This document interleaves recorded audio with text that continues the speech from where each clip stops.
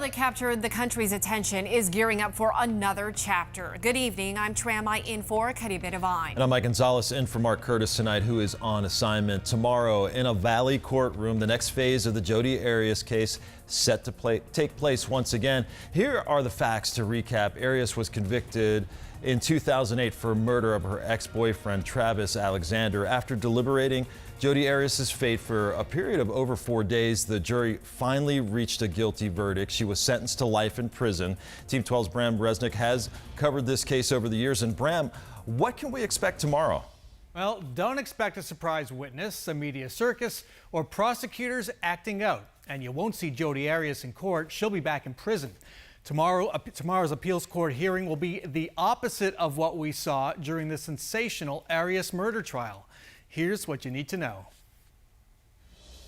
The defendant shall be incarcerated in the Department of Corrections for the rest of her natural life with no possibility of parole. She's serving a life sentence for brutally murdering ex-boyfriend Travis Alexander. Now Jodi Arias is asking an appeals court to throw out her conviction. Think of the appeals court as, in an NFL game, the video review of the umpire. Attorney Dan Barr says the three judges on the Arizona appeals court aren't looking for dramatic new evidence. There's no new facts given here. But they are reviewing how the trial was conducted. Arias claims she didn't get a fair trial. Her attorneys point the finger at celebrity prosecutor Juan Martinez and at the judge, his alleged misconduct and her alleged failure to control a media circus. But there won't be a circus inside the appeals court. It's not people flaming around the courtroom. There are no scenes from A Few Good Men or anything like that. Arias' attorneys and the state's lawyers each get 30 minutes to make their case. Here's a spoiler alert. The judges have already revealed their questions, more than a dozen, to both sides. As a lawyer, when you're arguing before the Court of Appeals, you want to know what they're interested in. Some of those questions: is Arias entitled to a new trial if Martinez committed intentional misconduct throughout her trial? How did publicity outside the courtroom affect the trial?